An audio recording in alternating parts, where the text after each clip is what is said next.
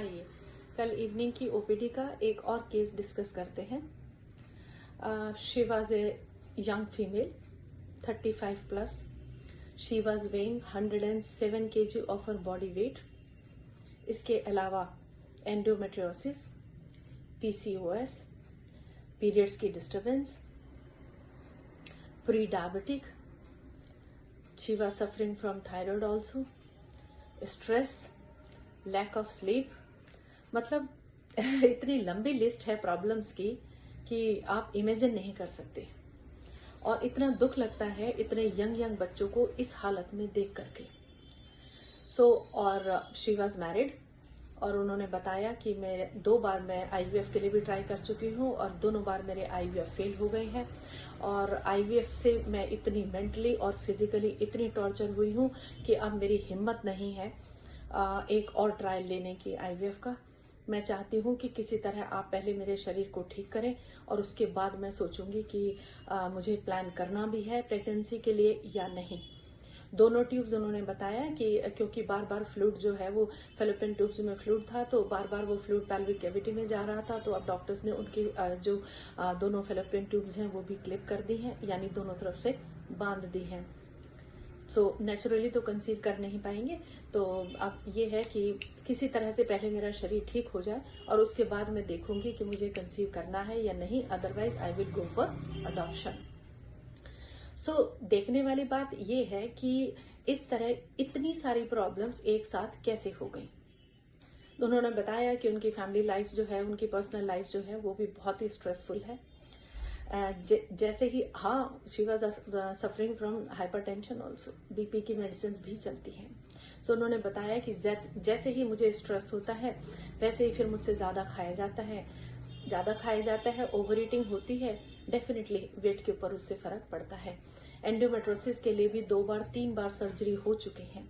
She was so fed up कि मेरी जिंदगी, मेरा शरीर क्या हो गया है, मेरी लाइफ कैसी हो गई है, आफ्टर ऑल मैं इस हालत में मैं कैसे ठीक से जी पाऊंगी। तो इसमें विचार करने वाली बात यह है कि स्ट्रेस जो है वो ओवर ईटिंग को वो करता है।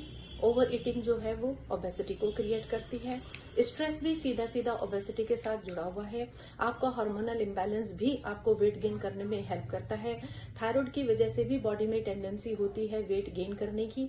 आपका वेट क्योंकि इतना ज्यादा है तो उसकी वजह से आप प्री डायबिटिक की स्टेज में पहुंच जाते हैं और फिर कहीं ना कहीं ओबेसिटी के साथ हाइपरटेंशन, ब्लड शुगर, पीरियड्स की प्रॉब्लम, पीसीओडी, पीसीओएस, इनफर्टिलिटी, वो सभी चीजें एक के साथ एड ऑन होती चली जाती हैं।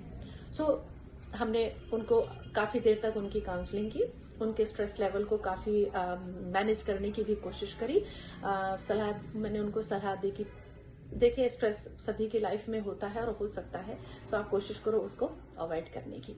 आप अपनी मूवमेंट को बढ़ाओ, कम से कम 40 मिनट्स की वॉक करो, डाइट पे थोड़ा अच्छा कंट्रोल करो, sugar, junk food, fast food को अवॉइड करो, रात का खाना ना के बराबर खाया करो, रात को फ्रूट्स और सैलेड ही ले लिया करो। और स्ट्रेस लेवल को अपने मैनेज करो। एंडोमेट्रोसिस का ट्रीटमेंट तो उनका ऑलमोस्ट हो चुका है। फर्टिलिटी के लिए वो अभी तैयार नहीं थी, तो सबसे ज्यादा हमने उनको डाइट प्लान भी दिया, उनको ट्रीटमेंट भी शुरू किया। Wish them good luck.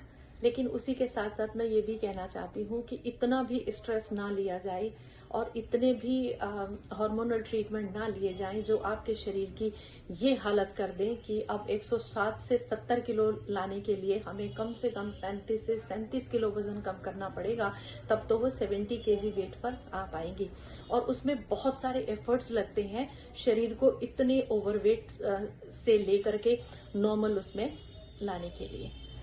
शरीर को इतना भी ना बिगड़ने दें कि फिर आप थक जाएं ट्रीटमेंट कराते और एफर्ट्स करते। We will try our level best, diet के कंट्रोल से, वॉक और एक्सरसाइज से, साउंड स्लीप से। मैंने उनको ये भी सलाह दी कि अगर हार्मोन्स का इम्बैलेंस ठीक करना है तो बच्चे सबसे पहले अपनी नींद के ऊपर कार्य करो। मैंने उनको स्ट्रेस को कम करने के लिए और उनकी नींद, साउंड स्लीप करने के लिए भी उनको ट्रीटमेंट एडवाइस की है, मैंने उनको दी है। Wish them good luck. Always happy to help you.